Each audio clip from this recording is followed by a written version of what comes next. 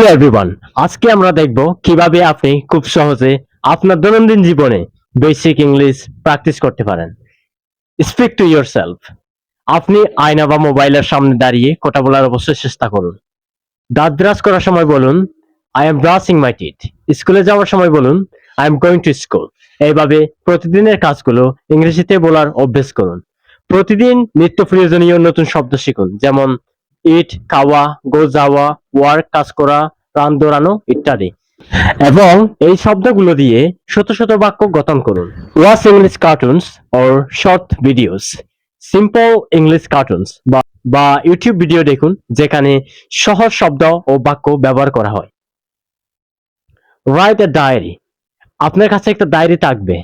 প্রতিদিন রাতে 2 বা 3 লাইন ইংরেজিতে লেখার চেষ্টা করুন, যেমন today I went to school, I played with my friends. ঠিক এইভাবে। সো এই ছোট ছোট অভ্যেসগুলো আপনাকে বেসিক ইংলিশ শিখতে অনেকটা সাহায্য করবে। Practice everyday. Thank you for watching.